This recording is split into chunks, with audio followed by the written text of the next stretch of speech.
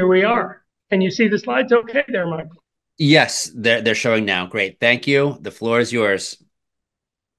Thank you, Michael, and thanks for the nice introduction. So you ever wondered if we're eating the right thing? Is everybody eating the wrong thing, and that's why everyone's getting sick? This talk is in two parts. The first part is really fun. I'm going to show you lots of animals and compare humans with the other animals on the planet and help us all think about what's going to really happen if we don't eat the right things. What we'd like is perfect energy, perfect digestion, perfect disease resistance now that COVID has eased somewhat, perfect protein satisfaction. A lot of people use protein as an excuse to eat certain foods, and just all the nutrients we need, not too many of the ones we don't need too many of. In other words, what foods are humans adapted for? Well, how do you choose what you eat? I have written all of these books and many more. I know many speakers at The Real Truth have one book, but I have lots of books, and I'll be telling you a little bit about these books as we go along. My website is drsteveblake.com if you want to get any of these books. How do you choose your food? I think habit's probably the biggest reason that we choose food. Also taste, convenience, price, and we also are influenced by food advertising. Food advertising is the largest spender of billions of dollars a year to entice you to buy the foods most profitable for the food industry. I did this little pyramid here so you could see what we're being encouraged to eat. 20% of the money spent on food advertising is to get you to buy fast food. 19% to buy candy and gum. Another 18.5% to buy alcoholic beverages. Soft drinks, 14%. Now, snacks and nuts are only 8%, coffee, tea, and cocoa, 8%, and the USDA meat and dairy ads, 8%. If you can see the black line at the bottom, that's all the healthy food that's basically not advertised at all. You have to know about it. So that would be fruits, vegetables, grains, and beans. What are the natural foods for human beings? I know that some people say that they're carnivores. If I ask you in the audience, how many of you are carnivores? How many are omnivores? And how many are herbivores? Plant eaters, in other words.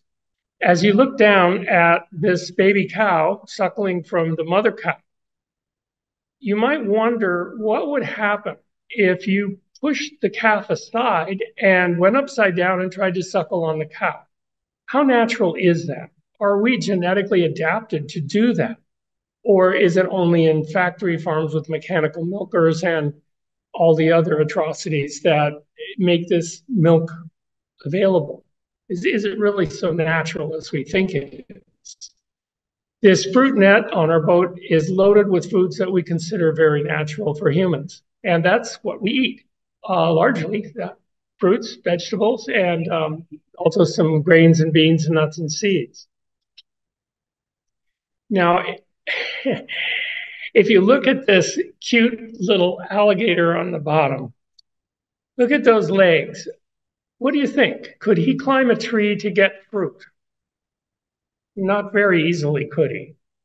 Those little legs, in fact, he's an amphibious animal who actually is more maneuverable in water than out of water.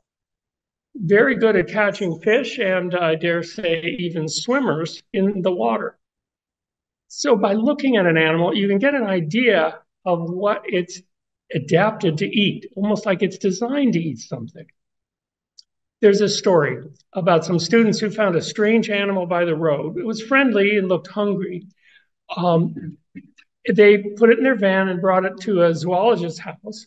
And they went inside and said, "We have an animal in the van. Can we bring it in? We think it's hungry and we don't know what to feed it." The zoologist said, "No, not necessary to bring the animal into the house. Just tell me a few things. Does it have giant carnivore teeth sticking down? Canines, in other words. And they said, no, he doesn't. And he says, do they have retractable claws? In other words, are they sharp pointed and retractable?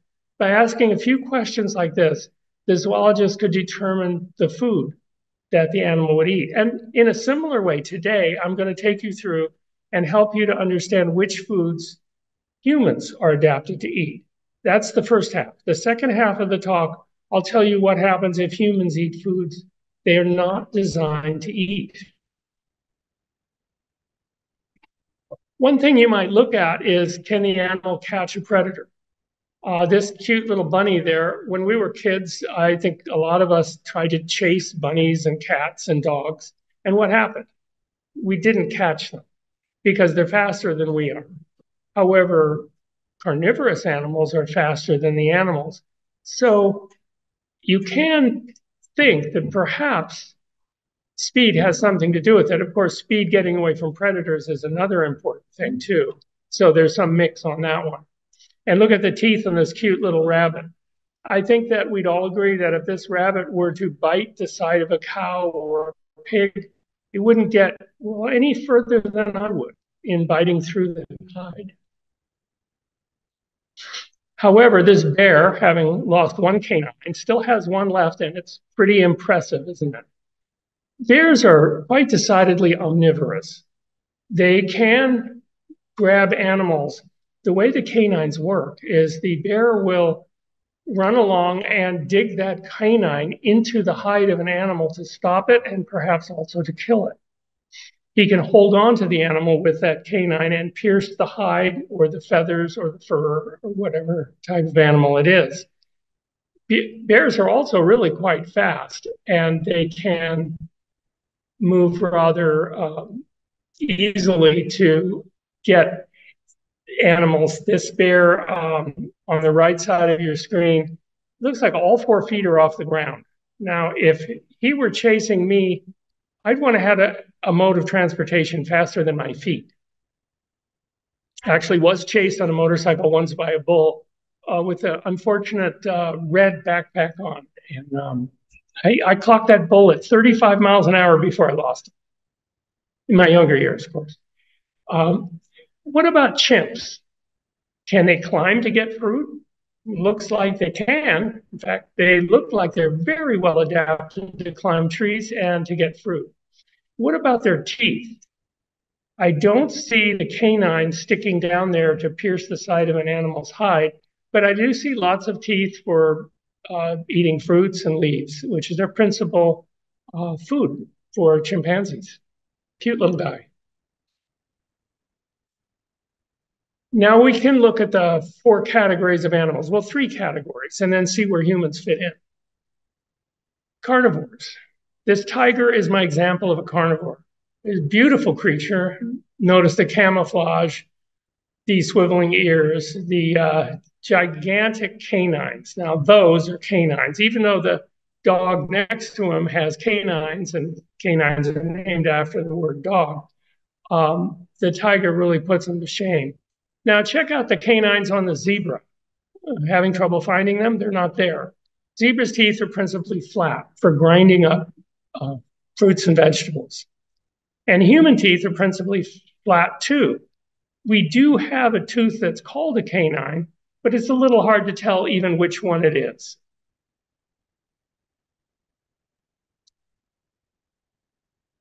I mentioned the long dagger canines in the carnivore. They also have scissor incisors. That means that they can actually slice meat off with their teeth. I have to say that humans can't do that. Also, omnivores have long dagger canines and pointed scissor incisors, so they can slice things off with their teeth. Humans, however, have neither. Our incisors are broad and flattened and spade-shaped. We simply don't have the teeth to grab animals, to rip open their hides, and to chew them up. A little more about teeth. See, we're playing a little bit of a detective story here. If carnivores have thin tooth enamel, they don't chew much. Omnivores have thin tooth enamel. They chew a little bit. They're able to eat some vegetables and fruits and other plant matter, but principally they eat animals. Humans, however, have a thick enamel on their teeth because, like other plant-based animals, we chew a lot. And if you watch a dog eat, you'll see it chews very little, a couple of chomps and it swallows. But humans, if you look at them, they chew quite a lot. The molars on carnivores and omnivores are jagged and square, and they meet up. With humans, they meet up, and with carnivores and omnivores, they don't meet up. In other words, the molars on a carnivore or a dog, they slice past each other like this. Now, try something in your own mouth. Try to get your molars to pass by each other. You can't do it. They meet. They're not designed for slicing meat off bones. They're designed for grinding up things. What about the size of them? If you were going to bite into the side of a cow or a pig, that mountain lion on the bottom left would have no trouble at all doing that. The wolf-looking Malamute above him also has a huge mouth opening. These animals can eat a large proportion of their meal, of their daily food in one meal. However, the cute gorilla can't open his mouth that wide, can he? And if he, just like the girl below, if either of them bit into an animal, they don't have the equipment to open their mouths wide enough or to actually bite and grab the animal. So are we getting a little bit convinced that humans might not really be carnivores or omnivores? Probably not yet for everyone. You see this dog in the middle eating a pizza. Imagine you put a pizza down like that in front of a dog. How long do you think it would take him to finish that plate? Well, a lot longer than the cute little girl next to him.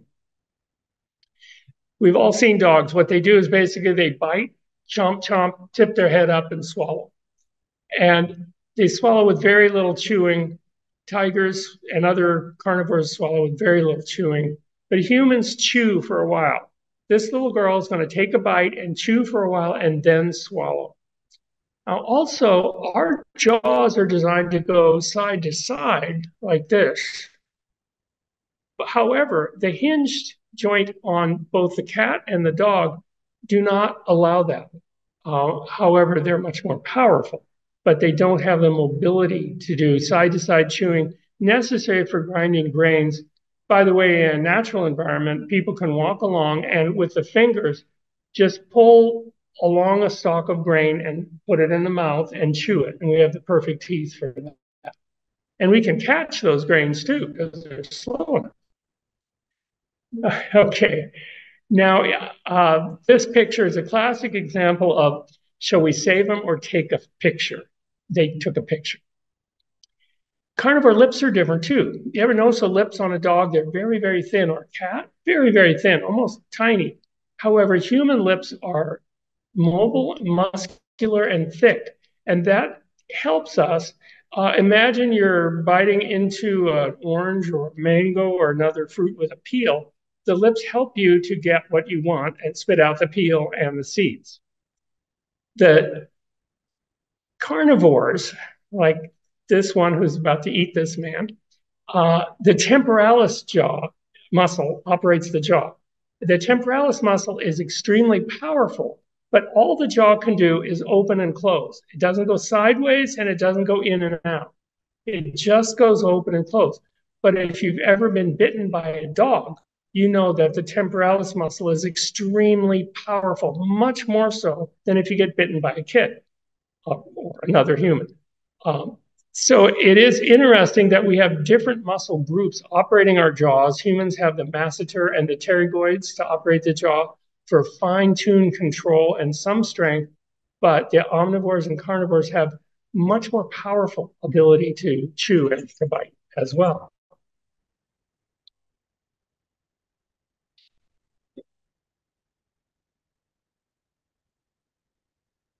Okay. Okay, what about speed? Who thinks they can outrun this cheetah? Well, if the cheetah was hungry, even if the cheetah wasn't hungry, 62 miles an hour, while this extremely buff-looking track star on the right can go 24 miles per hour. I don't think I could quite hit that speed. Humans are not as fast as most prey. Bears can run about 30 miles per hour. That's why they're omnivores. They can only catch some animals and have to depend on berries and other things for the rest of their diet. But the cheetah is an amazing display of speed. Now, by the way, this is burst speed. The cheetah and the bear can run very quickly for a short period of time, but they don't run for long periods of time. Now, here's something that even some of the most hardcore people who think they're carnivores have trouble doing. This beautiful hunting dog is able to run while sniffing the ground simultaneously. And when I've challenged, I gave this talk at Suffolk University in Boston last fall, and I challenged any of the students to do that. And no one actually tried. It's just ridiculous. Humans can't do it. We're not designed to do it. We're not designed to track prey. Did you know a dog's smell can be up to 100,000 times better than a human? And omnivores such as bear can smell 100 times as well. But it's just amazing how much better these animals can track. People say, well, in Copper Canyon in Mexico, people can run down deer. Well, there is a particular canyon that has walls that are just too steep for the deer to climb out of. And it's a long, straight run. And it has been happened that someone actually ran down a deer in Copper Canyon. Of course, once they ran the deer down, what can they do? Bite it, get mauled by the horns, get stomped by the hooves, more likely. And even if they did somehow manage to knock it unconscious or kill it, how are they going to carry it back to put over a campfire? Because humans can't eat raw meat. The idea that we could catch animals is pretty ridiculous because this dog can follow an animal. If the animal were to climb up a steep, muddy slope where humans can't follow, this dog can go up after it. If the animal ran into the bush and ran zigzag through the jungle, a human would lose sight of it. We don't have good enough smelling or hearing to track that animal, but the dog could easily track that animal. So I'm just saying we're not set up. Humans are not genetically adapted to catch animals. Now, cats, like this cute little kitten, have ears that swivel like radar dishes to track prey. They can move independently as well. Human ears, of course, cannot swivel, and they're not so sensitive. Plant-based animals depend more on sight, and sight's very important for determining the ripeness of fruit, especially. And carnivores use smell and hearing. As you know, dogs use principally smell. Another thing humans don't have is camouflage. Can you spot the cat in this picture? Well, this leopard is very well camouflaged, and you wouldn't want to walk under that branch if the leopard was hungry. But humans don't need camouflage. That's another difference between us and animals that hunt prey, carnivores. Another difference is that this cat on the top has a huge amount of fur on its chest. It's armored. So that if this cat were to pick up, let's say, a rooster, and the rooster would try and dig in his talons into the cat, it wouldn't hurt it at all. Or if the cat got a rat, the rat's claws and teeth wouldn't hurt it. But if the surfer boy below were to grab a hold of a rooster, his chest would get shredded because he's not designed or adapted to catch animals. Another difference is that you notice the cat in the picture on the top is kind of sitting down. Predators sit. Cats and dogs sit or move, whereas humans are able to stand up. This is also a characteristic of plant-eating animals, that we can stand up more. What about protein and calcium in diet? On the left, I have calcium in milligrams, and humans, I have two ways to measure calcium. Okay, the total calcium in the food and the effective calcium when you account for the reduction of available calcium from excess protein principally, and also sodium reduces your ability to really intake the calcium. So the first diet is SAD diet. That's a standard American diet. And the amount of calcium was 1,290, but the protein was 149. Now, humans need 56 RDA adults. That's the highest RDA for adult humans. Over the age of 50, it goes down to 46. So if we need 56 and the standard American diet gives us almost 100 grams too much, that 100 grams reduces the effective calcium from 1290 to 685, barely enough to keep bones together. The Atkins diet, with 122 grams of protein versus a need of about 50, is actually negative 312 milligrams of calcium per day. We need at least 800, and they're getting negative 319. Too good. Not too good for bones. The paleo diet and the keto diet are very much touted by meat eaters as being somehow desirable. When you analyze them, though, they don't look so desirable. Paleo diet, people lost 240 milligrams of calcium every day. The keto diet, about 800 milligrams per day. Studies on people following the keto diet for long periods of time show that they have more bone breakage and less bone mass. So the keto diet has a ridiculous protein of 235 per day.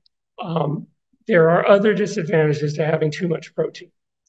The South Beach diet only got 295 effective calcium in a day. Now, a transition vegetarian diet with a lot of white flour, eggs, and cheesy stuff did get plenty of protein and plenty of calcium. The Mediterranean diet got enough calcium and too much protein.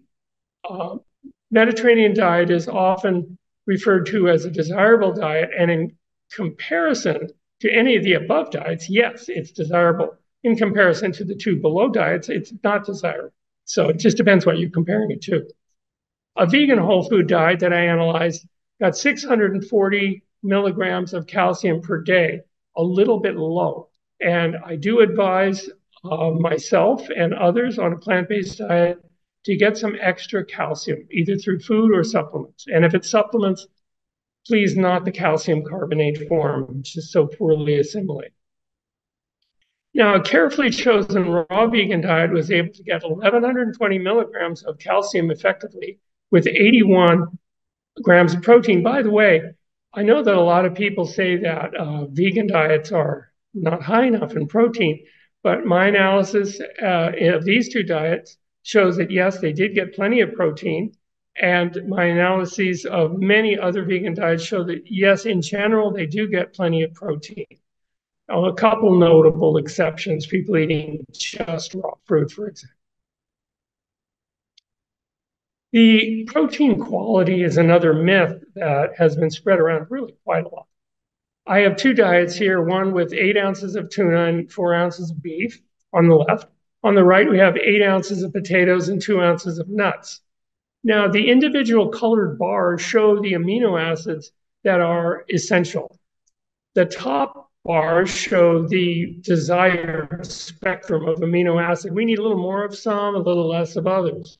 And below shows that the spectrum is completely filled in both diets, both with the tuna and beef and the potatoes and nuts.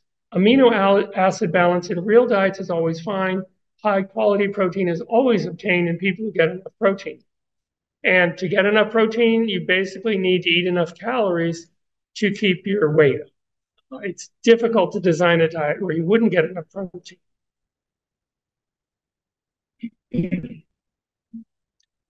Now, there are some differences in human digestion.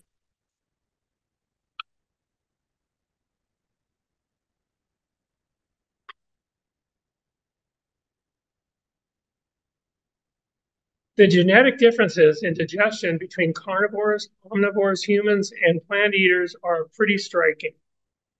Carnivores have a short digestive tract to eliminate rapidly putrefying meat. The length is about 12 feet for a cat of human size. You can see by the picture that it's a very short, uncomplicated digestive tract. Omnivores also have a short digestive tract. This helps to eliminate foods devoid of fiber.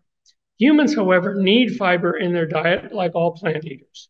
And we have a long digestive tract to extract all the carbohydrates from starchy foods, length about 30 feet in humans. There are some other interesting differences in digestion. About 90% of people who choke to death choke on meat, and that's because we have a narrow, non-stretchy esophagus. When we swallow things, our esophagus doesn't get broad. You've seen dogs swallow big chunks of meat, and I'm amazed that they don't choke, but they don't, because their esophagus is stretchy. Also, it's real interesting that carnivores and omnivores, like dogs and bears, the stomach makes up 65% of their digestive capacity, whereas our stomach's only about a quarter of our digestive capacity. In other words, they can take in a lot more at one sitting than we can. And of course, as a predator, they need to do that. Predators can eat 1 time per day. A lot of people only feed their cats and dogs once per day. They like it more often, but that's enough. But humans eat many times per day. If you're familiar with children and how they like to eat, they pretty much like to eat frequently. 34 to 40% of body weight can be eaten by a carnivore in one meal.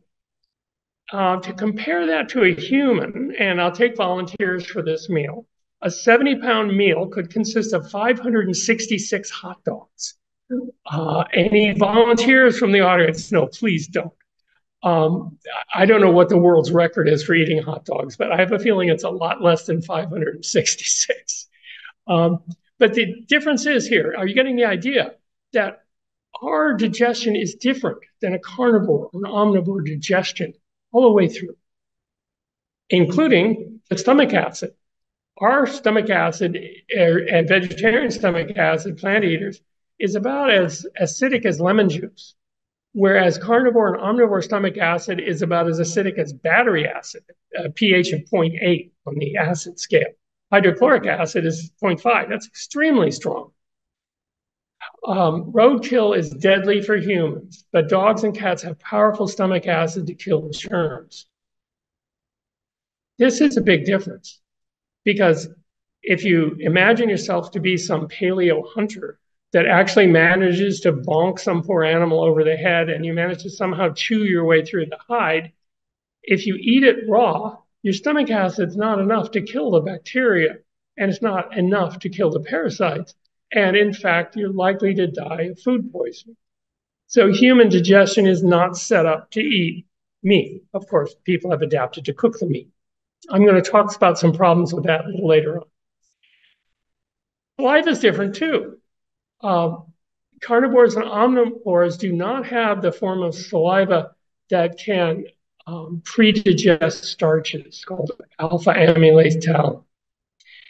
Humans and plant-eating animals have this amylase in their saliva, so we can pre-digest the starches.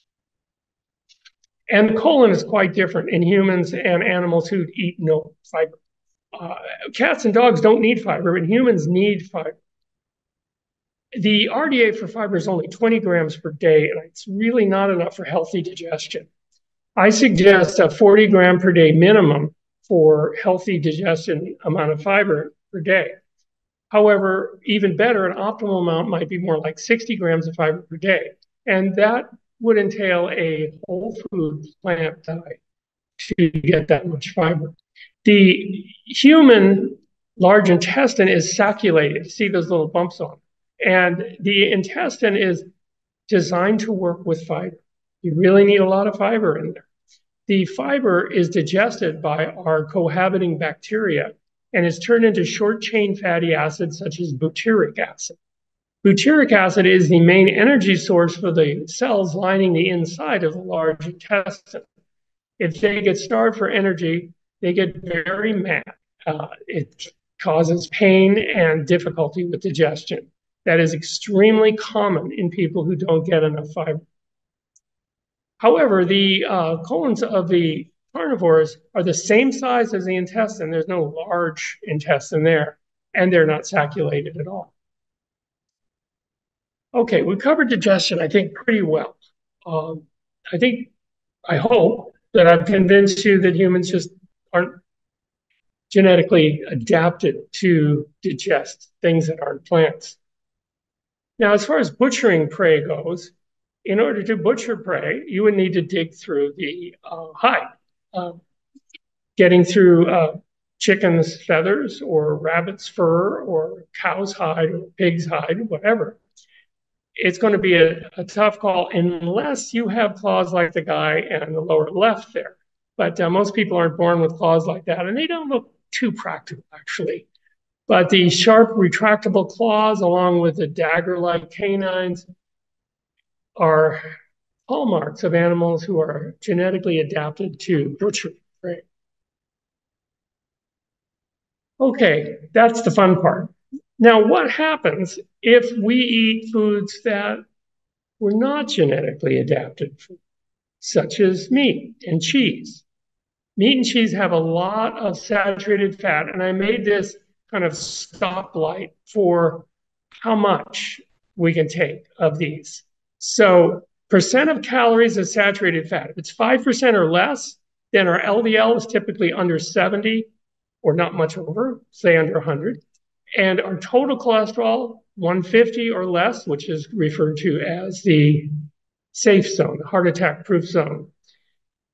If, however, you're eating something like 7% of calories or less, there may be some arterial clogging starting. The LDL is likely to stay under 100 and the cholesterol under 180, which most doctors would say is fabulous because that's so much better than most people. Now, a Mediterranean diet has about 10% of its calories as saturated fat. Typically not an increase or a decrease in arterial clogging, certainly better than getting worse. LDL is over 100, total cholesterol usually 200 or more. But then you get to the typical American diet, over 15% of calories in saturated fat. And we have seen this number all much higher. One guy, we analyzed his diet, 68% of his calories came from saturated fat.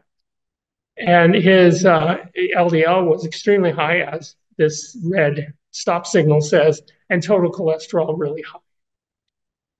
But what I'm saying here is it's under our control.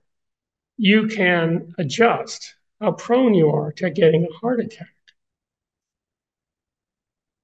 Compare saturated fat levels between an American diet with 15% of calories promoting high blood cholesterol and heart disease, or only 3.8% of calories on a whole food diet with protection from heart disease.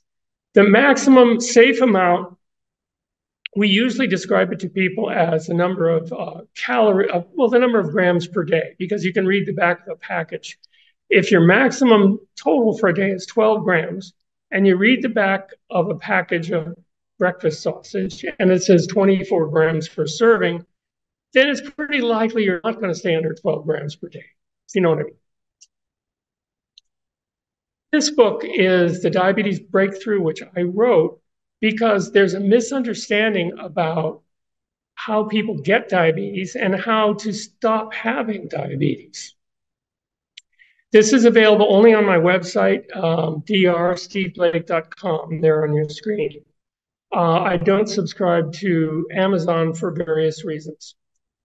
A high dietary saturated fat creates insulin resistance.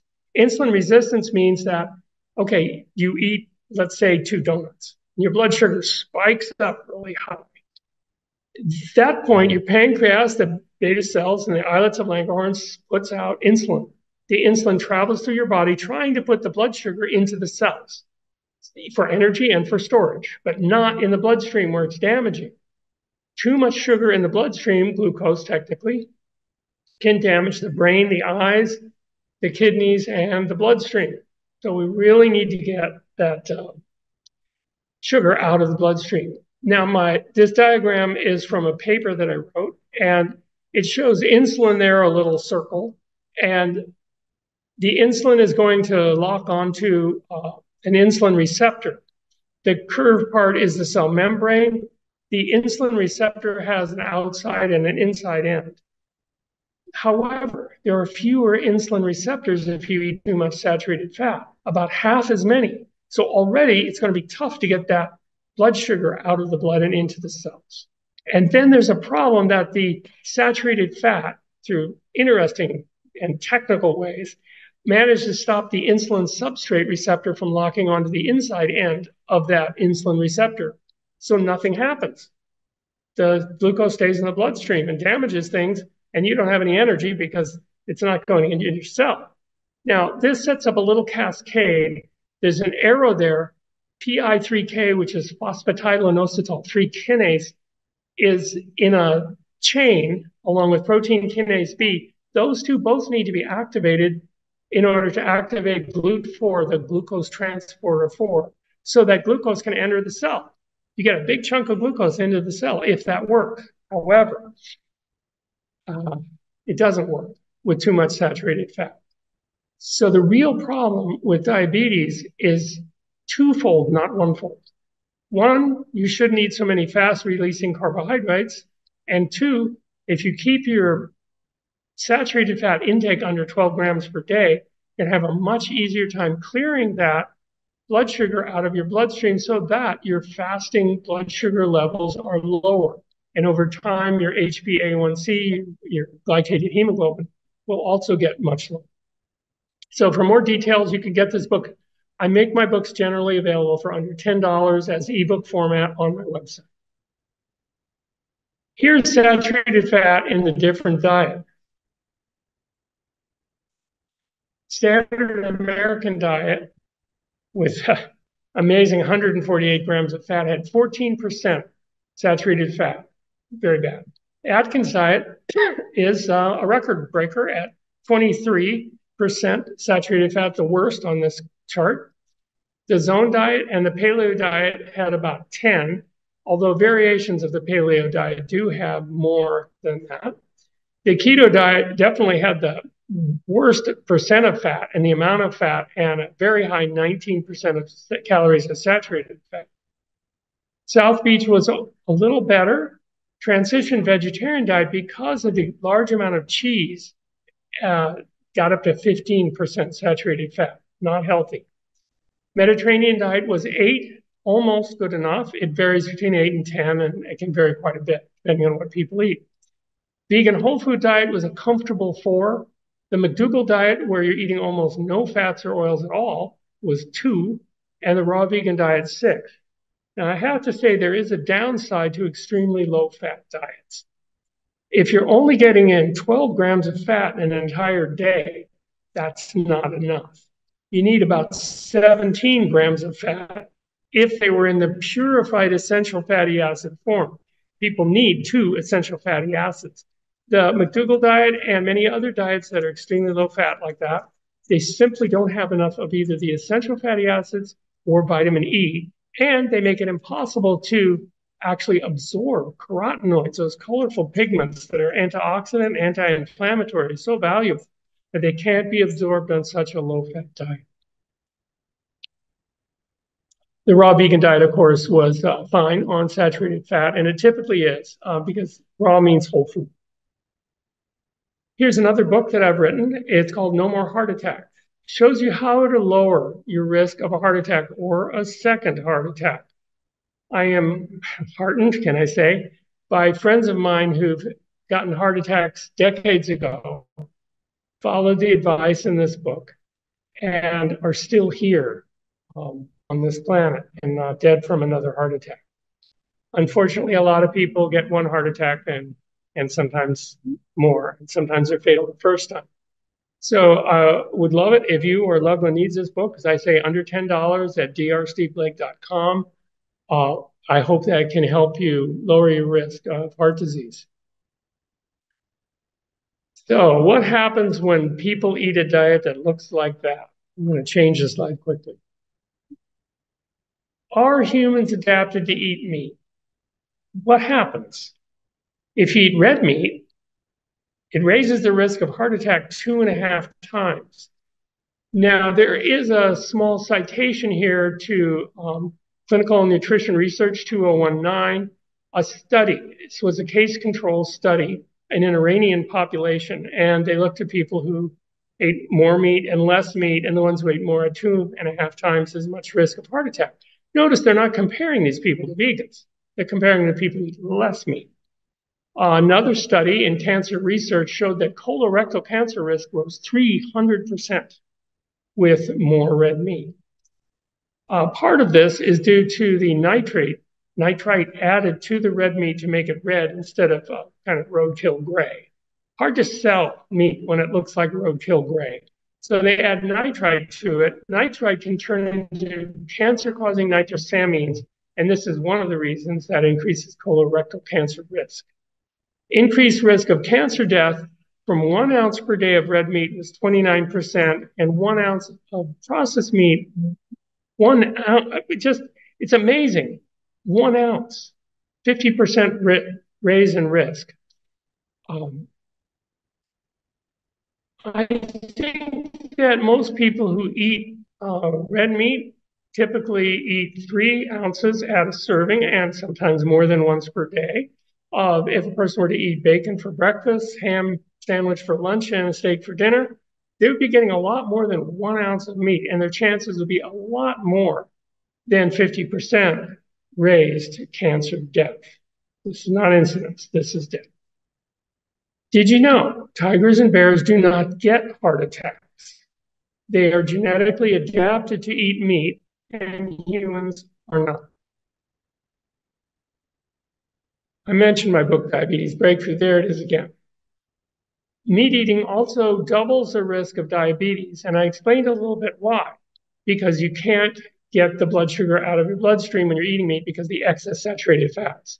Ulcerative colitis, 500% more likely with red meat in the well-known journal Gut. They looked at the influence of dietary factors on the clinical course of ulcerative colitis, and they found this 500% risk. Pretty gruesome. Just 2 servings of meat per week doubled kidney failure risk. Kidney failure is a really terrible problem in the older population and very difficult to deal with. Plant-based diets have been shown to be very helpful, but that's only 2 servings per week, and a lot of people eat more than that. This is a book that I wrote on stroke. Having worked at neuroscience clinics for many years, I've seen the effects of strokes, and some strokes are light and cause very little disability, and some strokes are immediately deadly. And other strokes leave people in pretty bad shape with half of their body not working, difficulty speaking, sometimes difficulty thinking too, because a stroke, depending on where it hits in the brain, can involve the thinking areas too. Strokes, however, are not necessary.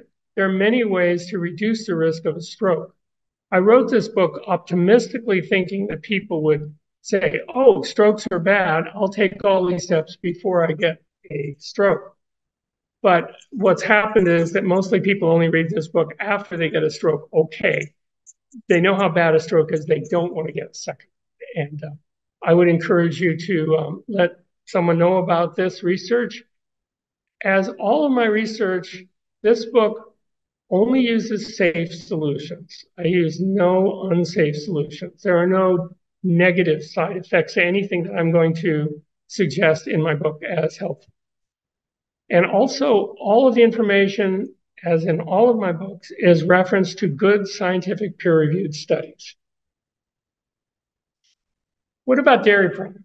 A lot of people think that humans should be drinking dairy all the time or eating cheese all the time. However, humans are not well adapted to dairy products. Higher dairy intake in an American Journal of Clinical Nutrition study more than doubled heart attack risk. In a Circulation Heart Failure Journal, heart failure risk is raised 62% with more cheese. And another study showed that reducing dairy fat just 5% cuts heart disease risk 24%. Wow, that's really a lot. Cheese is heavily involved in many of the chronic, terrible diseases that people get. And I would encourage you to think about, well, there's some cheese alternatives that are great. I'm going to tell them about cheese alternatives. My wife is an expert in how to eat really delicious food and knows a lot about the alternatives. You don't need to suffer these days. If you like milk, there's other milk that isn't from cows. If you like cheese, there's other cheese, ice cream, all of these things. So my wife's going to do a cameo here. This is Catherine Blake. Hi there, I'm Catherine, and we work together as a team in the clinic. My specialty is telling people how to find alternatives to the foods that they've been used to eating their whole lives. So for alternative cheeses, I have several. I like Miyoko's, makes some really good cashew nut-based cheeses. Daya is delicious, not that hearty. I prefer to avoid the coconut oil-based cheeses because they're very high in saturated fat. Did you know that 1 tablespoon of coconut oil contains about 12? It's 2 tablespoons is 24. Yeah, so thank you. So if you have 1 tablespoon of coconut oil, you've had all the saturated fat you're allowed for the whole day. So you don't want to eat anything else all day, right? I know it's gotten real popular. People make coconut oil chocolates and things, but it's very high in saturated fat. So it contributes to the problems we're trying to avoid here, the heart disease and even diabetes and influenced.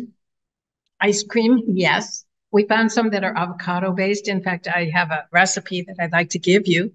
You take, if you're lucky enough to have ripe avocados, you collect a few extras and mash them up and put in equal parts of cacao powder and organic brown sugar and a little bit of vanilla and just a pinch of salt. You stir it all up, put it in the freezer, and it freezes, and it's creamy and delicious. And when you offer it to your friends and say chocolate ice cream, they don't even know that that's non-dairy. So they're excited about that. We also, there are so many alternative ice creams out there.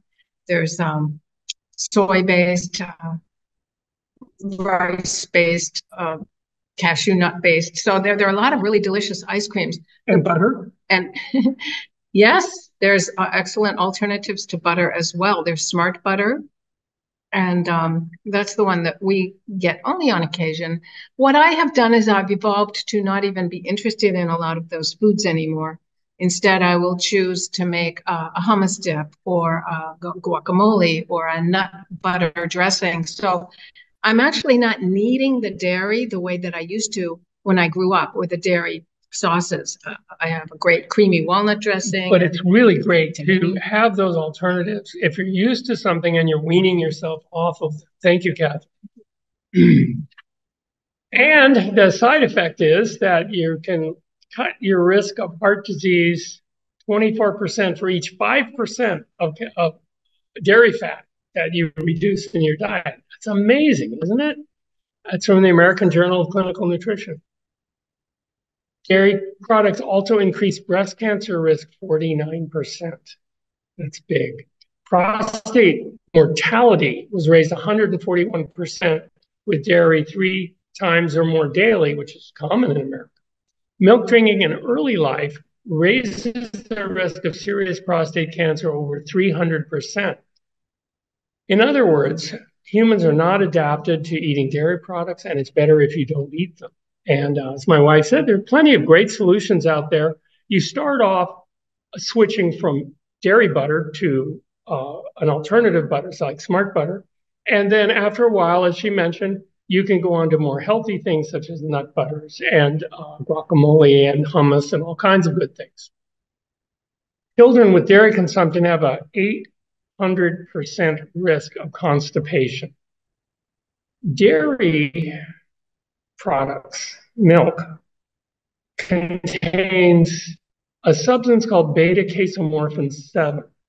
And the caso refers to the casein protein. The morpho refers to the morphine-like opiate in the milk. This is why it's so hard to quit dairy, because it's really an addiction to an opiate-like substance. It is an opiate substance. This, if you've ever taken an opiate painkiller of any kind, you'll know that they stop your stomach from moving, instant constipation. But the dairy does it in a similar way, perhaps not as drastic, but it really increases constipation. And that's one of the problems with dairy products. Another problem with dairy products is Parkinson's disease, 80% higher risk with more cheese. And this is principally due to the organic pollutants that are bioaccumulated in the milk and then in the humans who drink the milk and eat the cheese. Cheese is, of course, more concentrated. My wife wrote this book, Healthy Recipes for Friends, and it's available on my website, drsteveblake.com. Also, as an ebook under $10, she does have paper versions too, if you prefer that for a little more. Healthy Recipes for Friends. I tested all the recipes very happily. Well, what about eggs? A lot of people seem to think that eggs are healthy, and the advertising seems to indicate that it is. This was a study by Spence et al. In Atherosclerosis, 2012. Atherosclerosis is a major peer-reviewed journal. More eggs increased heart attack risk similar to more cigarettes. Wow. A really stunning study where they showed how fast your risk of heart attack went up if you ate more eggs, similar to cigarettes. And just one egg a day was associated with a 500% increase in heart attack risk. That's from a 2021 study in the Journal of the American Heart Association, another peer-reviewed journal. So eggs increase your risk of heart disease. And one of the ways they do this is because they have a lot of cholesterol. I mean, a lot of cholesterol. And the cholesterol, when it's cooked, turns into oxysterols. Now, cholesterol can't traverse the blood-brain barrier, but the oxidized cholesterol, the oxysterols, do traverse the blood-brain barrier and go into the brain and damage it. They also damage the arteries. And this oxidized cholesterol is a real problem from eggs. Eggs are found to increase colorectal cancer risk 700%. Right there is enough to keep me away from eggs. Another study showed even 2 to 4 eggs per week, just weekend consumption, raises cardiovascular risk 43%. And then more eggs raise it more. 3% less eggs equals 24% less death. And they just studied death. Now, on screen here, you have something called Just Egg. And people have been very happy with Just Eggs. It comes in a bottle or in these little patties. And it doesn't have the cholesterol or oxysterols or any of the other bad things. And it's available. And a lot of people who like to eat eggs and switch to this are just as happy. Typical quote is, "I don't notice the difference." I very recently wrote an article, co-wrote with the lead author, William B. Grant, and I'm the senior author, Stephen M. Blake. And this is in the most prestigious journal, the Journal of Alzheimer's Disease. And this just came out last November. And it's called Diet's Role in Modifying Risk of Alzheimer's Disease, History and Present Understanding. If you'd like to not get Alzheimer's disease and lower your risk of this or for a loved one, we pretty much tell the story in great detail. Which foods, which mechanisms, how it works. It is open sourced. We paid extra so that you can get this. Now, this at the very moment has not been released by the Journal of Alzheimer's Disease, but is available on preprint.org. The full article is available now. If you want to get it, just type in the title into Google or Google Scholar, and you should be able to find that probably very easily. Our main finding, the foods that increase risk the most of Alzheimer's disease, red meat and processed meat. Those were the two that raised it the most. The ones that, of course, lowered it the most would be the whole plant foods.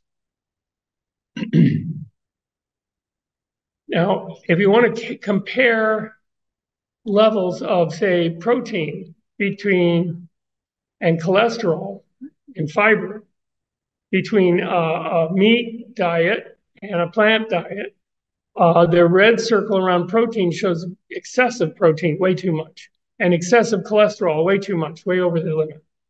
Protein, however, on a plant diet was just perfect, a little more than needed.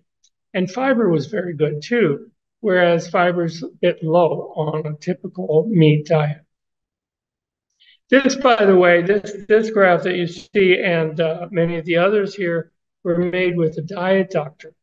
This is a dietary analysis tool that I created so that I could analyze diets and individual foods.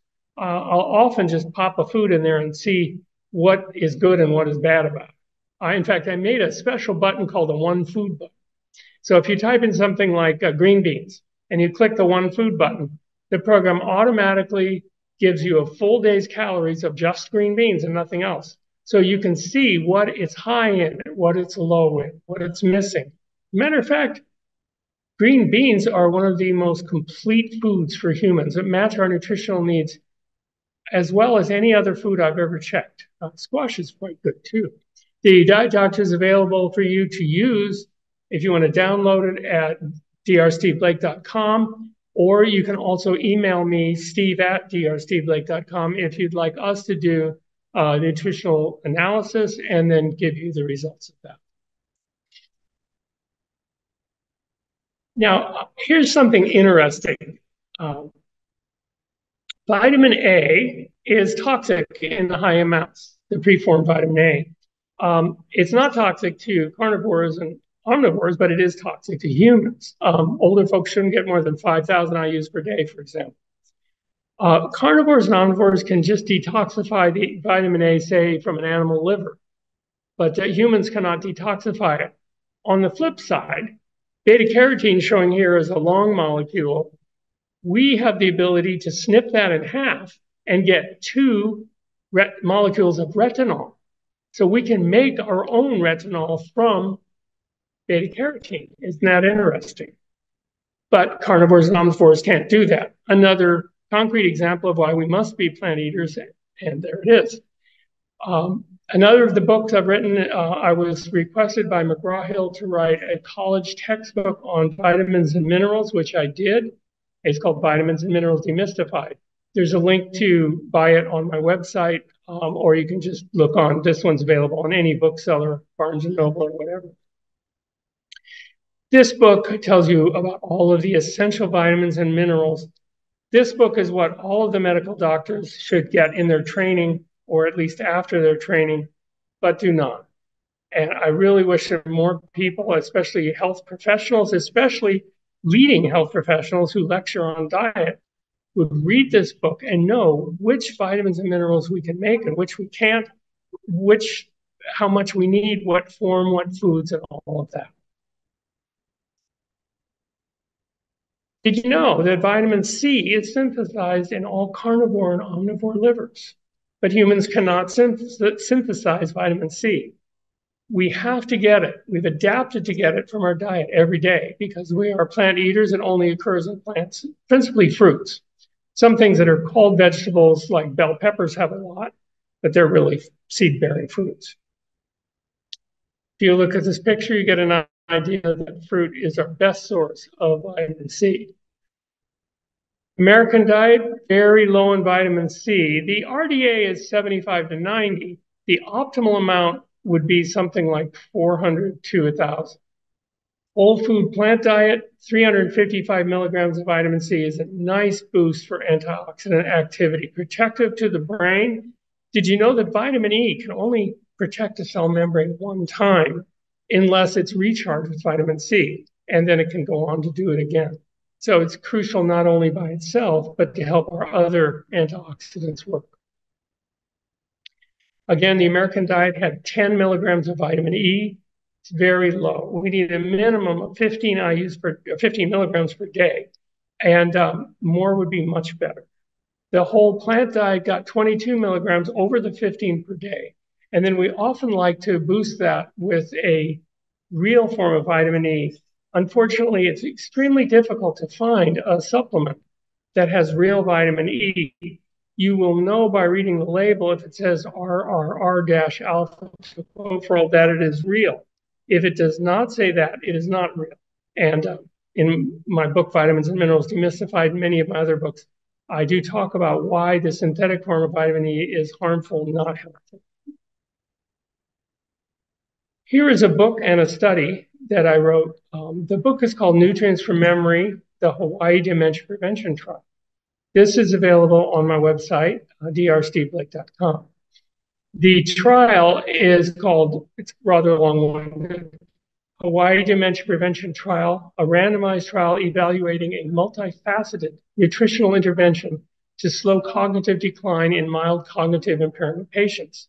This trial I designed and I ran with a really quite large team, and the results were fantastic. Simply by getting people to cut down on some of their worst intakes of saturated fat, nobody went vegan on this diet, okay, but we got them better. And we gave them nutrients that they needed, real vitamin E, real vitamin C, and a lot of other nutrients. The people started out in this trial with a mini mental status exam number of 19 out of 30. Under 20 is considered dementia, so they were in the starting dementia zone. Between 20 and 25, then you're getting to the level at which is called mild cognitive impairment. From 25 to 30 is considered normal. So after 9 months, the average went from 19 to 29, normal. Isn't that fantastic? And you can, by looking in the book, you can do everything we did yourself. You don't need a trial. You don't need any fancy patented drugs. You don't need to pay me thousands of dollars.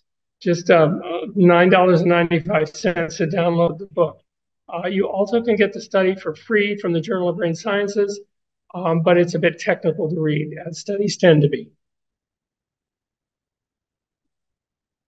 Here's another example of antioxidants in a meat diet showing the vitamin A was too low from lack of carotenoids principally, and the vitamin E was too low, whereas the antioxidants on the plant diet, great.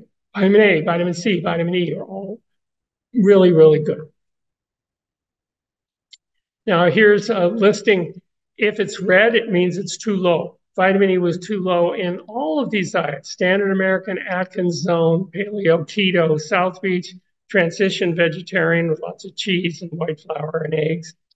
And the Mediterranean diet, vitamin E was too low. McDougall diet was the worst because of the lack of any fats. Vitamin C, the only two vitamin E winners here were the vegan whole food diet and the raw vegan diet. And a vegan needs to be careful to get enough nuts and seeds to get his vitamin E or her vitamin E. Vitamin C was the worst in the Atkins diet, the best in the raw vegan diet, and varied. The transition vegetarian diet, not very good, and the McDougall diet was real bad. So the Atkins was the worst, the Standard American was very low. So it is important to get these antioxidants to protect the brain, and that's one of the things we used in the Hawaii Dementia Prevention. In the Hawaii Dementia Prevention trial, we got donated supplements, and people who weren't in the trial couldn't take them. So many people who heard about the great results encouraged me to make this brain and body food, which I did. You can get this on my website, drsteveblake.com. It's the only place you can get it. And it's rather a bother to have to make a supplement, but I can't find one that I would recommend. And I have looked and looked. And so I have to make it myself. I have made in a laboratory. It supplements all of those things I've talked about that people need on, I would say, almost any diet. But because humans, for instance, don't produce vitamin C, other mammals that do produce vitamin C make somewhere between 2,800 and 20,000 milligrams daily. And so it's really nice to get a boost of about 750 milligrams of vitamin C from this formula, this supplement. It has the real vitamin E, which is very, very rare, say. I take it. Now, here are two exciting studies that I just completed. The bottom one, reducing dietary advanced glycation end products to slow progression of cognitive decline in Alzheimer's disease. This came out in December and actually won awards for the most number of reads. Advanced glycation end products are formed when you barbecue, fry, or broil meat, chicken, fish, beef, pork, those things. It makes a tasty glaze on the top, but it also is extremely dangerous. It goes into the brain and damages the brain. It damages the arteries. It's really helpful to stay away from that. Now, you'll notice I say that only fried, barbecued, or broiled meat. However, if you went into a fast food restaurant or another restaurant and asked for boiled beef, I don't think they'd have it. This is the way it is sold. This is the way it's prepared because that's the way people like it. And that's the way it's really dangerous. The other study on top, reducing dietary lipopolysaccharides to slow progression of cognitive impairment and Alzheimer's disease, we managed to get in the very prestigious journal Nutrients with extremely high price tag to get in there. It is also, both of these are open source, so you can read them for free, even though us authors have to pay a fortune to get them in there. Lipopolysaccharides are the leftover membranes of bacteria. Now, as I mentioned before, if you pick roadkill up and eat it, it has bacteria that will kill you. But if you cook it first, it kills the bacteria. You cook it at a high enough temperature for long enough.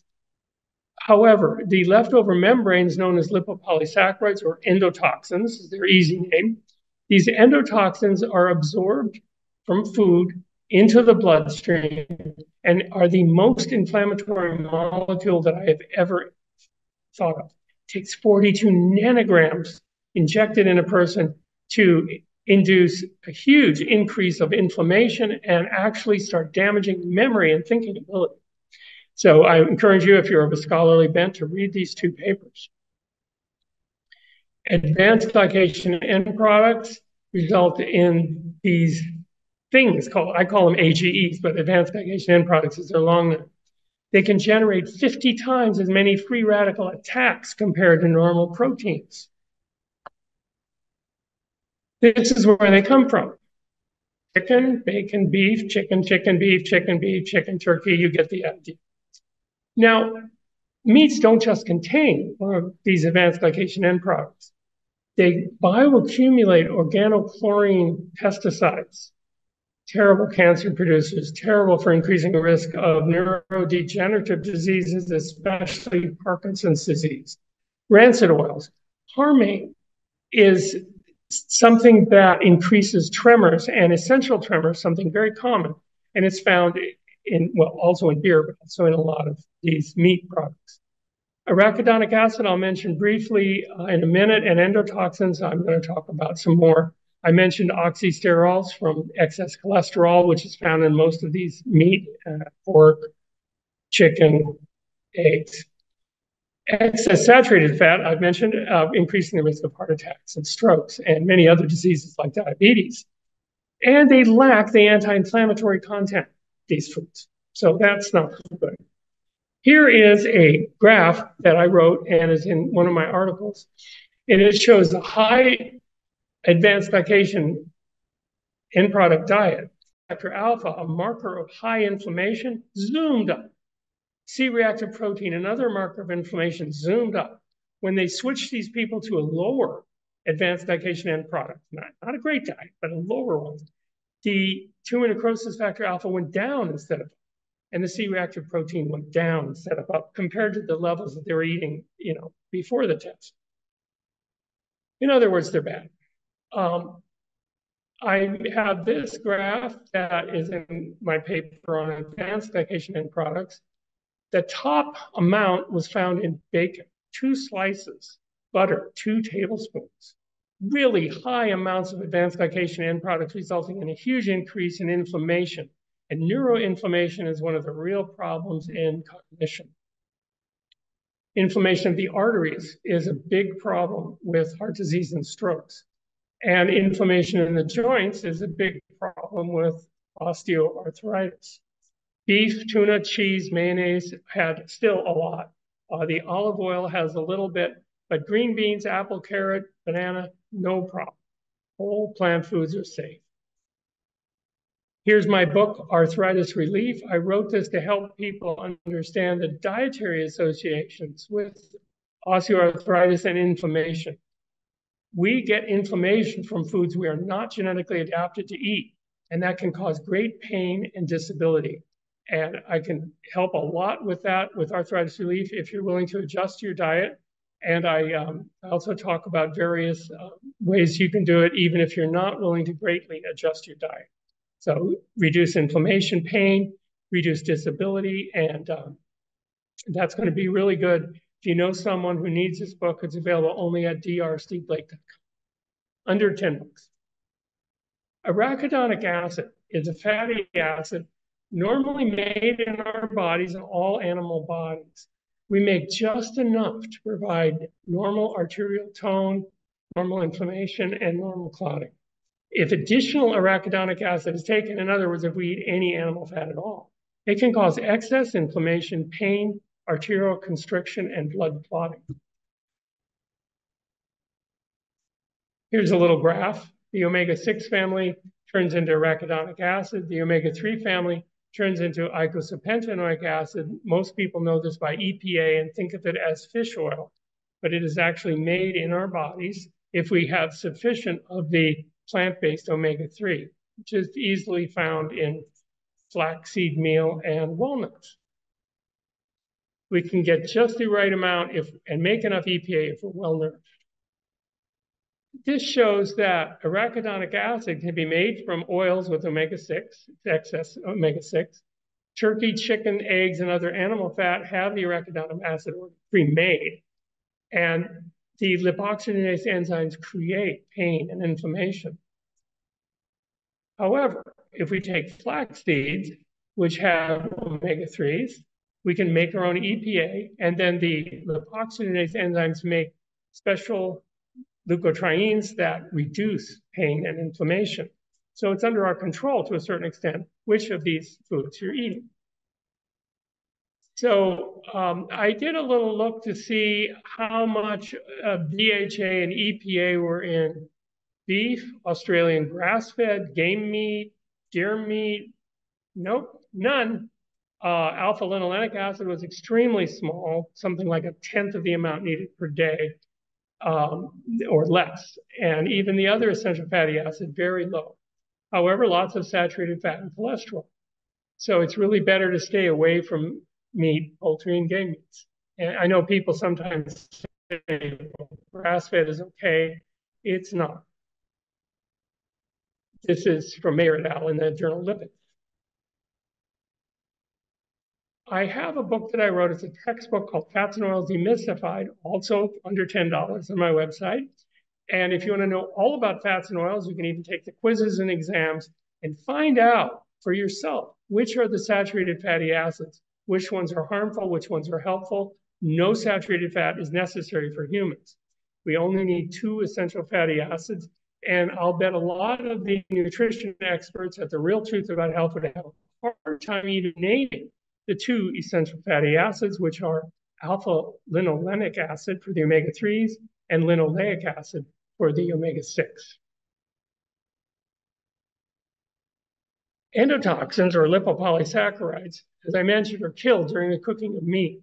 The leftover parts trigger inflammation, incredible inflammation. Without eating these foods, inflammation reduces. This can help people. We're seeing people in the clinic who actually are thinking more clearly with better memory, dramatic results, because they're not eating animal products anymore, or at least just reducing them. For 2 hours after a meal high in animal fat, inflammation is raised in the entire body. Endotoxins from the leftover cells of bacterial cells.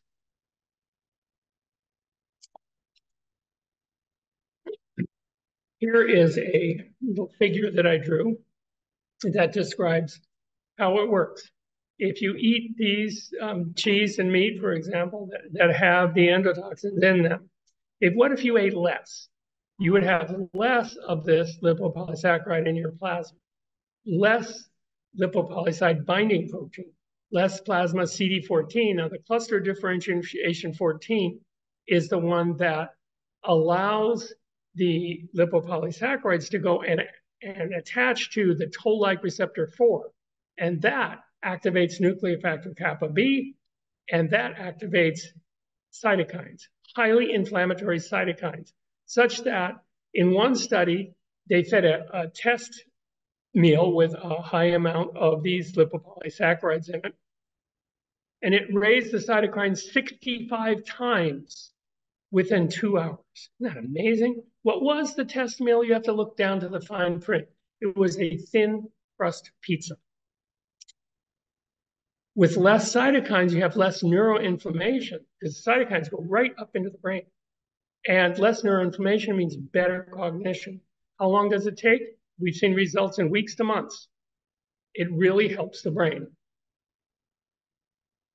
Which foods have a lot of this LPS or endotoxins? Now, noting that it only takes about 40 to 60 nanograms in order to trigger an inflammatory reaction in the body. How much does a serving of macaroni and cheese have? 2,200,000. Okay, noting that it takes about 50 nanograms to create a tremendous inflammation and interfere with thinking, what about minced turkey? 1,800,000. Cheese and onion rolls, 1,300,000. Minced pork, 1,100,000. And down the list with pork sausage rolls, turkey, hamburger patty, infant formula milk powder. Heartbreaking studies on infant formula milk powder having tremendous amounts of inflammatory lipopolysaccharides in them. Lobster, I couldn't find numbers for other fish, but lobster was quite high. Pork, spaghetti with bologna, minced beef and onion pie, skim milk, and milk all have a lot of these. Now you may think, well, milk, 1 cup, only 12,000, but it only took 42 nanograms in one study to jack up those cytokines 60 times. They damage brain neurons. They're found in the bloodstream of people who eat meat, chicken, fish, or dairy products. In fact, they're found within an hour after eating it. Shown to induce an inflammatory reaction that activates microglia and irreversible damage to brain cells. Microglia are like the police force of the brain. They do a good job like a cop walking the beat, but I guess if you somehow gave too much amphetamine and a bunch of heavy artillery to a cop, that'd be like a activated microglia. They just start attacking healthy brain neurons.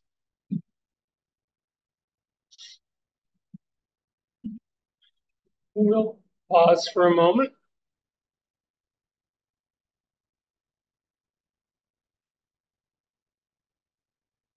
Okay, so another of my books, Parkinson's Disease, Dietary Regulation of Dopamine. This is perhaps my best-selling book because there are not a lot of good solutions drug-wise to Parkinson's. Certainly, levodopa works and is helpful. And sometimes people need brain surgery. But there are many ways to help with Parkinson's disease and many ways to avoid getting it in the first place. Again, this book is available on my website for under $10, drsteveblake.com. Inflammation from foods we're not genetically adapted to can damage and kill our brain cells. Now, I mentioned fiber briefly. Fiber is really important to reduce inflammation. 20 grams of fiber is not enough. That's what you might get on an American diet. Good day. It looks like it was, yeah, that's what it was. And a whole plant food diet, this one got 77 grams of fiber, which is perfect. Lots of pectins, gums, and mucilage, types of fibers that are soothing and very, very helpful for digestion. Perfect digestion. So are we omnivores? Are we plant eaters? Are we carnivores? I hope that I've made it clear that we fit in down there with Mr. Gorilla and not so close to the dogs and tigers. I want to thank you very much for your patience in listening to this. And it's fun with all the animal pictures. And I hope that, if you are a meat eater, you won't be offended. It'll give you food for thought. If you've already switched over, then I hope that this will give you some validation that you can continue eating healthy. And I see that Michael has popped back up. Hello, Michael. How you doing, Steve? Great presentation. Thank you. As always. So thank you very much. Very informative. So we're going to begin the Q&A portion, and I see that you've told people how to get all of your stuff. So that's great. And okay, and then so if they want to get in touch with you, they can just email you at steve@drsteveblake.com. Right. That's the best way. Yeah. Direct to me, yes. All right, excellent. So let me get my questions out here. And if anybody has any questions for Steve, you can go ahead and raise your hand in in Zoom, and you'll be able to ask a question should we have time. And the directions are in the chat. So bear with me one split second. So in your clinical study at the Hawaii Alzheimer's Disease Center, did you find any common dietary patterns among participants who showed cognitive impairment? Well, yes, of course, and more so in the study diet to modify risk of Alzheimer's disease that's just been published in the Journal of Alzheimer's Disease. In fact, it's pending publication. It is in a pre-published format right now. Well, which diet would be the most helpful to avoid Alzheimer's disease and other problems with cognition? This would be a whole food plant diet, and I would also recommend supplementing that diet with things that might be low in a good plant-based diet. The best diets include lots of fruits, lots of vegetables, lots of whole grains and beans and nuts and seeds. This pretty much will cover human nutritional needs as far as we can get them. And so these are the diets that's the best we can do to avoid Alzheimer's disease. I will say that mental exercise, for me reading those studies and writing them, and physical exercise also very, very helpful to keep your brain sharp as we age. Great, thank you. And you mentioned beans, and we just had Brian Clement speak before you, and he is not a fan of cooking food. What are your thoughts on, and I know you went through the dangers of cooking meat and all that kind of stuff.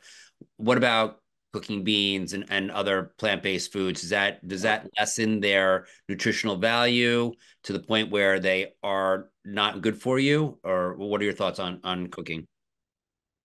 Well, let's be realistic. We counsel real people in a real clinic. And if I were to tell people to go all raw, they'd leave cartoon character cutouts in the door as they left. It's simply too radical a diet for people to even consider. Also, it is very difficult to get well-nourished on a raw diet. It's possible. Yes, it is. But it is difficult. And you need a knowledgeable expert like the one you just mentioned. And he's fabulous at that. If you're going to eat all raw, then you would need to sprout beans in order to supplement that diet. That's really important. And I would say nuts and seeds. Now, Brian Clement also doesn't like to eat too much fruit because of the excess sugars that can be there. I analyzed a diet that was advocated by a guy named Doug Grant, and his diet was about eating just raw fruit. And analyzing that diet, I came up to well over 300 grams per day of sugar. That's glucose, fructose, and sucrose. Just those three sugars made up like 383 grams per day of the diet. So that the calories were coming about 40% from pure sugar. And this was not a very healthy diet. Protein was extremely low. Many of the vitamins and minerals were not acceptable at all. I was surprised that by including 2 pounds of figs a day, which is a little unrealistic, chewing up those fig seeds gave him not enough vitamin E, but at least a little bit of vitamin E. So what I would say is healthy would be to advocate for a high raw diet. In other words, as much raw foods as you and your digestion, your budget, your kitchen, your cook will allow. And so a high raw diet would be eating lots of raw things. One of the easiest foods to eat raw is, I think, oatmeal. And if you take rolled oats and you soak them overnight, not just for a few minutes, but all the way overnight, and you can also soak in dried fruit, or you can put in fresh fruit in the morning and eat that, you can get a very healthy breakfast. Now, we like to put avocados in our oatmeal because we live on an avocado orchard in Maui. That's one reason. And also because they're fatty and delicious. And they also are not high in sugar. So Brian Clement would approve of that. So that's one example of a fruit. There are others that you could put in there and other things. But that soaked oats is a real nice start on a raw diet. something for people to try, a concrete way to do it. And then just make sure that what you do eat for lunch and dinner and snacks has a high component of raw food in it. Snacks, if they could be fruits, many fruits. Now, talking about sugar and you want to look at blood sugar. You don't just want to look at sugar that people eat. Okay. So if you look at different fruits, fruits like pears and apples have a very low glycemic load. So if you eat an apple, your blood sugar does not spike and it is not damaging. It's not cancer causing. It doesn't increase your risk of yeast or fungus or anything like that. It's very slow releasing. Now, if you ate 2 or 3 bananas in a row, it would spike your blood sugar a little bit. That's true. So you have to be careful which fruits. Berries are well known to be low in blood sugar, and don't raise your blood sugar much. They have a low glycemic load. Never use the glycemic index. Always use glycemic load because index is inaccurate. But using the glycemic load index, you can see that if you were to sprinkle even half a cup of fresh blueberries on your oatmeal in the morning, this will not cause a spike in blood sugar, but give you tremendously brain protective anthocyanins and plenty of carotenoids and really excellent things. Great, thank you. And how about stuff like dried fruit, like dates and stuff like that people use as sweeteners? Dates are an amazing sweetener because they don't seem to raise blood sugar much. And so they could be incorporated as a sweetener in a lot of foods. But when you get into date sugar, then you're getting something that's going to absorb a lot faster. So the whole intact, uncooked dates are the ones that would be the best for that. Great, thank you. So how do your findings from the Hawaii dementia prevention trial compare with traditional pharmaceutical approaches to dementia prevention? If you only knew, Michael, how poorly the pharmaceutical interventions work with Alzheimer's disease, the chief drug is donepezil or Aricept, and this is. Well, you want to hear the whole story on it? Sure. Really? Well, okay. How about the time appropriate version of the story? How about that? Okay, I'll make it a short, awful version. So this is the principal drug used in clinics today for Alzheimer's disease. It doesn't help a lot of people, and the people it helps for a short period of time, and the side effects can be really atrocious. But if you look at the roots of it, you can see why the side effects are so bad, because this same chemical was originally developed by the Nazis as nerve gas and then used widely as organophosphate insecticide. And then it was picked up by the drug companies to be used in a diluted form for Alzheimer's disease. This is the chief drug used for it. Another one is memantine, doesn't have the same history. But so these drugs aren't too effective. However, as I mentioned, the nutritional changes are very effective. We see this on a daily basis in the Maui Memory Clinic, and we've seen it at Hawaii Pacific Neuroscience and in our trial at the Hawaii Alzheimer's Disease Center. This makes a huge difference. As I mentioned, they went from starting dementia to normal in 9 months just with dietary and nutrient changes.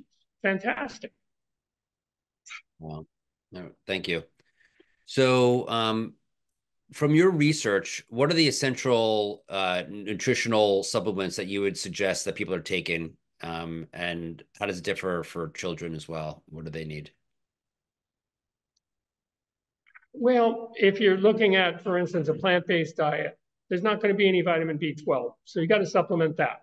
In the brain and body food, I put in 200 micrograms of the methylcobalamin form of vitamin B12. And I like that on a daily basis. Other people use the cyanocobalamin form, but since it does not negate cyanide toxicity, I don't like it. So I use the better form. There's some debate in the community. Cyanocobalamin could work, but I always go for the safest and best. Okay, so that's why I use the methylcobalamin form there. Iodine is really needed by people. It's basically washed off the face of the earth. It's only found in ocean sources now.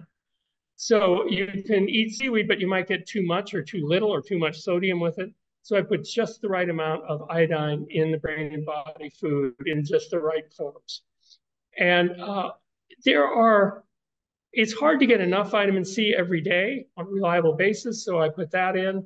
Vitamin E in the correct form is really important for brain health. Keep those neurons alive. Vitamin E actually implants into the cell and protects it from death. And then vitamin C recharges it, and it goes on to protect your brain cells. It's very, very important. There are 4 minerals that are crucial for antioxidant potential in our own body: zinc, manganese, selenium, and let's see, here's a test of my own brain here. Zinc, manganese, selenium, and no, that's selenium does glutathione. Magnesium? That and manganese. Yeah, copper, zinc, manganese, and selenium. Okay, those are the 4. Excuse my braino there. I think I need more of those. So that's a good start. Oh, and extra calcium. Always a good idea on a vegan diet, because the diets that I analyze are a little low in calcium. My diet tends to run around 600 milligrams of calcium per day. I do a pretty good job there, but I like to get a couple hundred more from a supplement. So that's in the brain and body food too. So that's how I go about supplement. Okay, and what about D? I've been asking a lot of the speakers about D. What are your thoughts on taking a D supplement? Yeah, vitamin D3 is a great supplement to take. I put a kind of a minimum 1,000 in the brain and body food. 1,000 I use, which is 25 micrograms in the more modern measuring system. And the upper limit is 4,000 I use, which is 100 micrograms. And I would suggest that people can take somewhere in that range between 1,000 and 4,000 IUs, or 25 to 100 micrograms per day, to stay in the safe range. I have not had a problem getting blood levels up with 3,000 or 4,000 a day. I know there's some wild-eyed people who think that you can take a whole lot more, but I'm going to go with the safe levels approved, because that's how I am. I'm safety oriented. So can a low-fat, whole food, plant-based diet guarantee healthy blood sugar levels, or are there other factors at play? Well, I'm not sure what you mean by low fat. Could you tell me what you mean by that? Well, I think usually if you're eating a regular whole food plant-based diet, it's between 8 and 12% fat, somewhere around there. So maybe 15 to 20 No, even. no, it's not. In fact, even the strictest fat control people, from Pritikin to McDougall to Esselstyn, they can't get it down under 10% of calories as fat. It's just about impossible. It's certainly impossible to get your essential fatty acids at that level. If you ate only the purest forms of the essential fatty acids, you would need 17% of calories as essential fatty acids to get barely enough. And at that level, you still couldn't get enough vitamin E. So a low-fat diet, no, that's not going to be very healthy. Not if you mean around 10%. It's very unhealthy. Well, the number I've been hearing lately is like 20% on 20% works. It's low, but it'll work.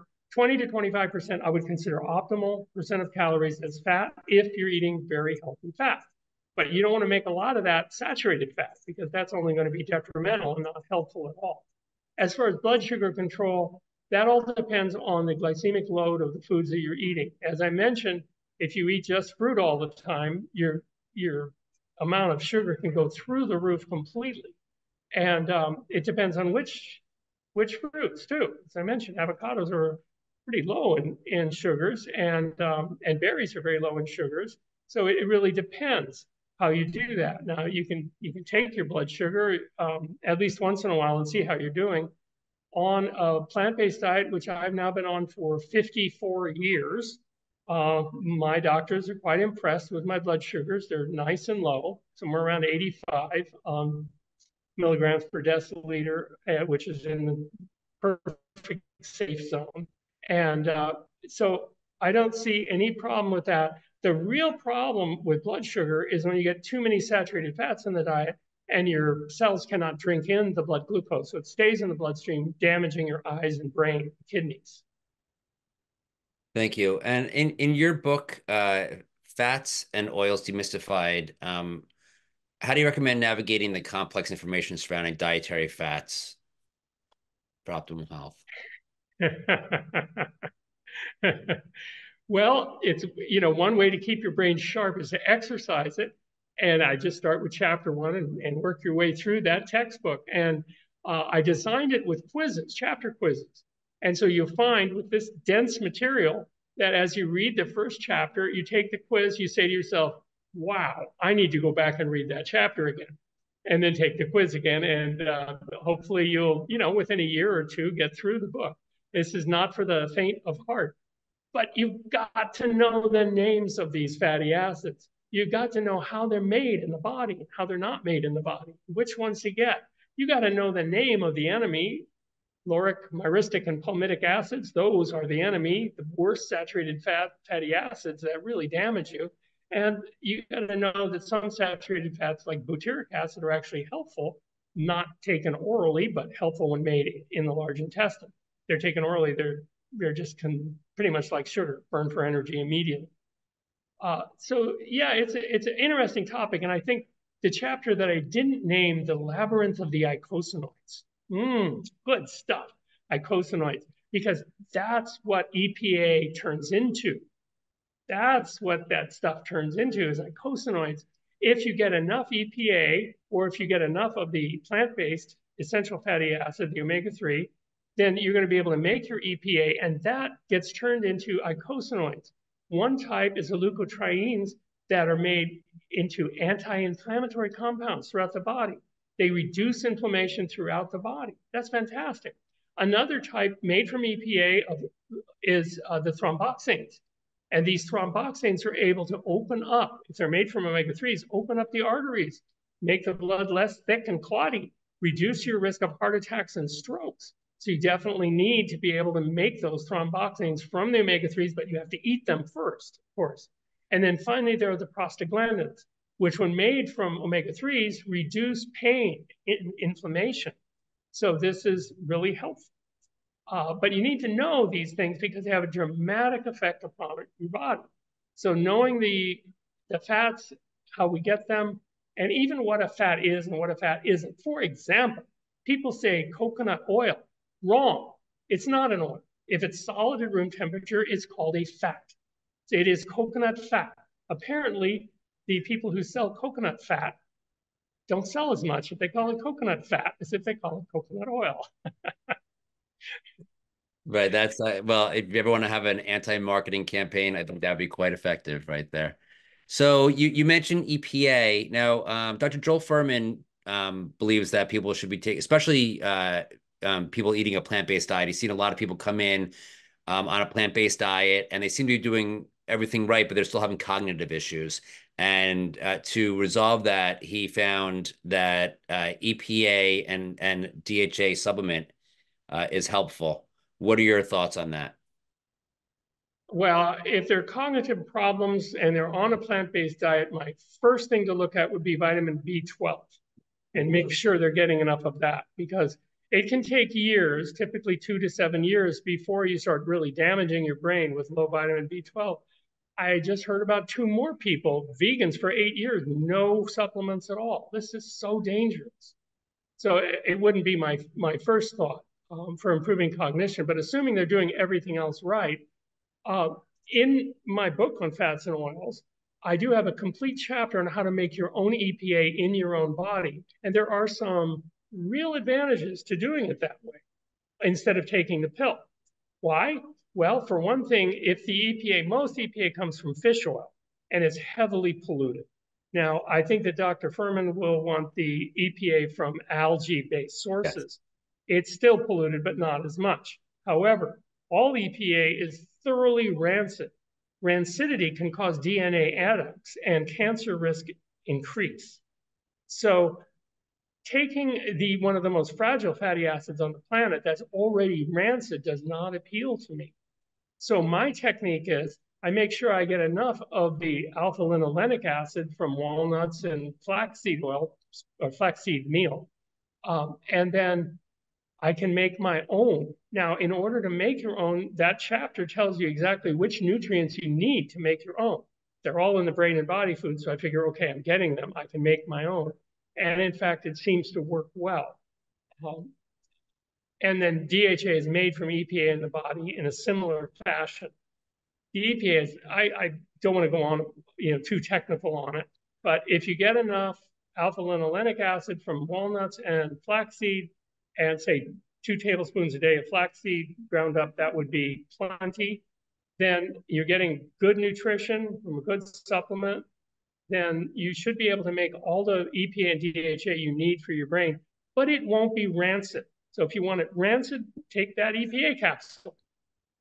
Probably a lot cheaper. One study looked at the EPA made in the world, and 91% of it was found to be rancid at the stores before they bottled it, stored it, shipped it, sent it to your health food store, put it on the shelf before you bought it and brought it home. 91% was rancid. What do you think the odds are that you're going to get rancid EPA? Right, and that stuff's not cheap either. Now, I think his supposition was that there was a problem with ALA converting to EPA and then therefore and DHA. So you don't find that to be a problem in general? Well, as I say, it takes certain specific nutrients to do that. The ALA is 18 carbons long with 3 points of desaturation. It is then sent to delta 6 desaturase, which adds another point of desaturation. So now it's 4 points of desaturation and still 18 long. Then the elongase enzyme gets in there and makes it 20 carbons long.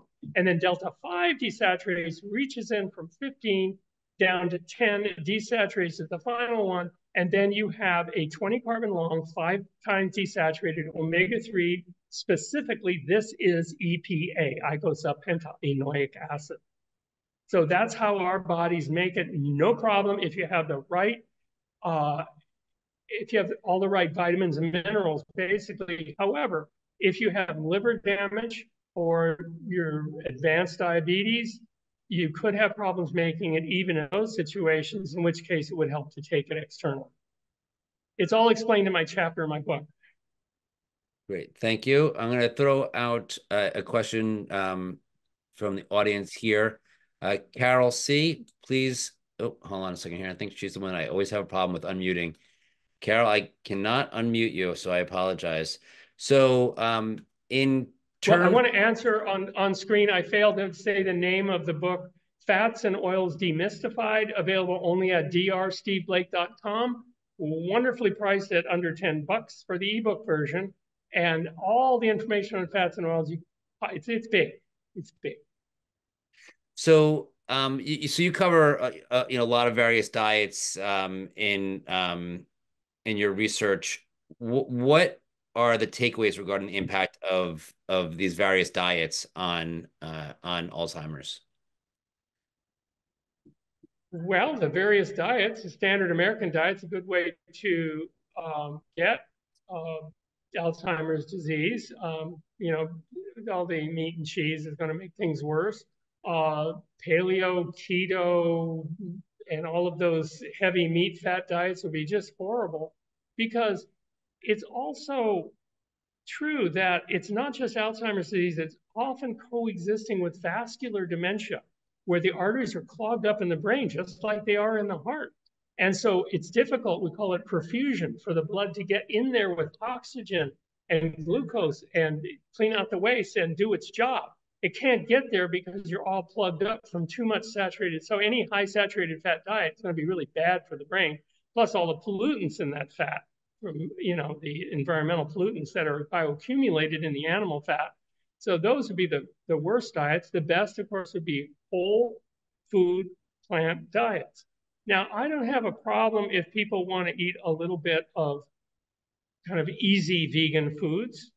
They vary. And as my wife pointed out, if you read the label, make sure they don't have coconut oil or too much saturated fat, then most of those are dramatically healthier than the meat alternative.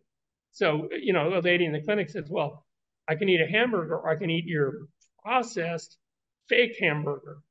And that's got to be worse, right? And so I went over the studies that where you get 250% chance increased risk of heart attack. and all the cancers and the strokes and everything else that the meat increases, but the processed alternative meats do not. So it's okay for people to transition with familiar foods and then get into, like my wife's cookbook, the Dementia Prevention Cookbook, also available on my website, where people can have recipes that are even healthier than the alternative meats or cheeses or milks or ice creams. Great, thank you. And reflecting on the outcomes of the Hawaii Dementia Prevention Trial, beyond Alzheimer's, what about just cognitive decline? People are very, as we age, are very concerned with losing, their mental faculties. What are the takeaways from that trial? Well, our trial looked principally at nutrients and food. However, exercising your brain is a great way to keep it strong. And also physical exercise is a great way to keep your brain clean and to get the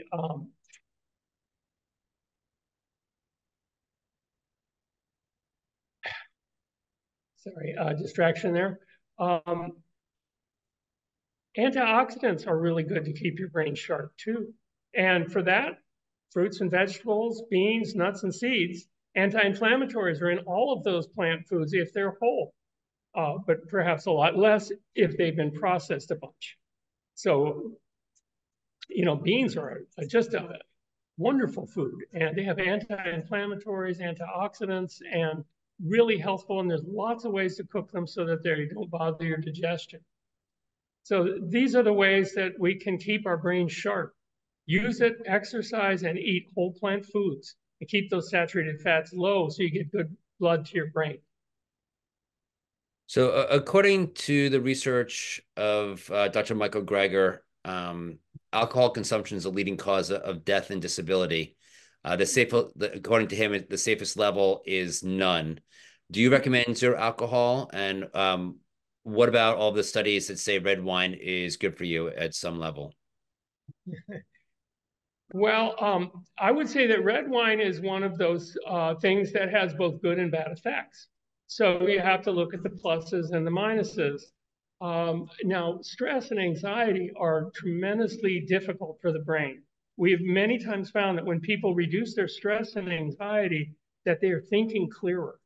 And so if a glass of red wine in the evening reduces your stress and anxiety, that can be a helpful tool.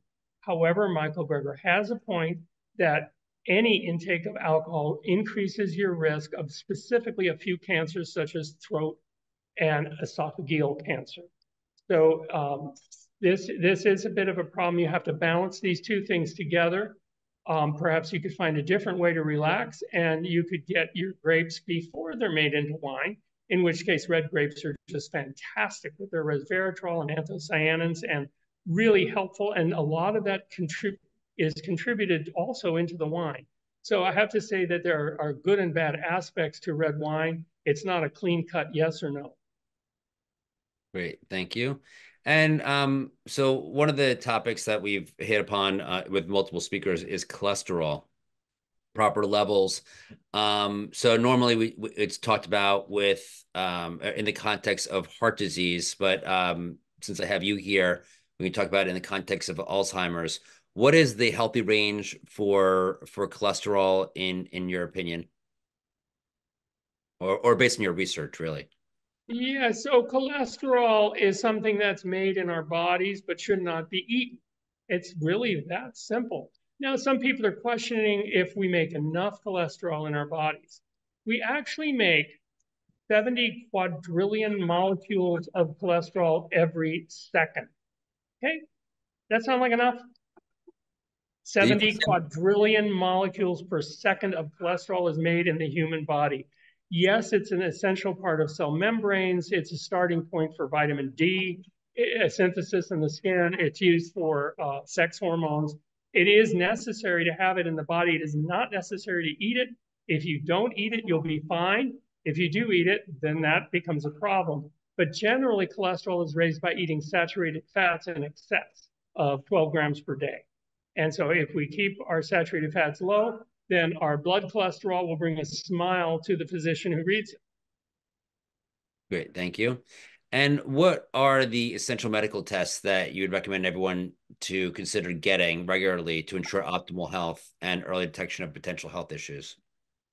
Well, that I have to say, Michael, is just a little bit out of my expertise. I work with a lot of medical doctors who order these tests, but for me personally, I want to have a vitamin B12 test, which it's good to include a methylmalonic acid test for vitamin B12. That's the best one, I think, that you can possibly get. If you can't get that one, just a regular B12 test to make sure you're getting enough. I like to have a test on total cholesterol, LDL cholesterol, just a good lipid panel that your doctor will order for you. Should give you all of that information. Of course, it's a good idea to look at your glucose and HbA1c, your glycated hemoglobin, to see how you're handling your blood sugars. And I'm going to probably have to leave that up to the medical experts who order these tests, but there are a few ideas there. But vitamin D3 would be really good test to have. It's not always included, but it's a good one to get. Make sure that your levels are high enough. Great, thank you. And I'm going to have one of our participants ask a question. Evelyn C., state where you're from and ask your question. And we just have 2 more minutes. So yeah, I'm asking this question on behalf of Carol, who can't seem to get on. She put her question in the chat, which is, do roasted and charred vegetables create AGEs? And I'm also concerned about air-fried tofu. Well, you're in luck, because advanced glycation end products require a Maillard reaction, and that simply can't happen with the presence of water.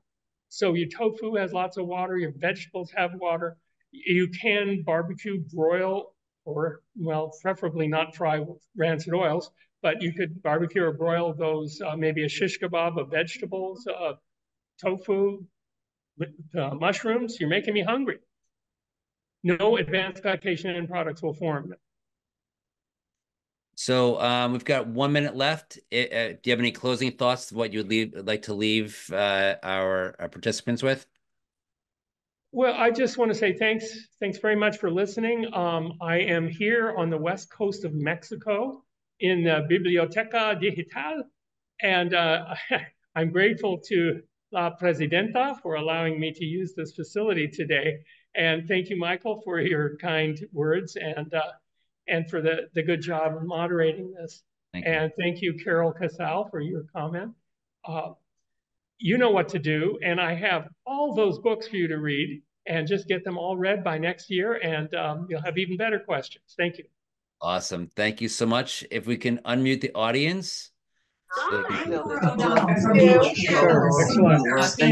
Thank you so much. Good power.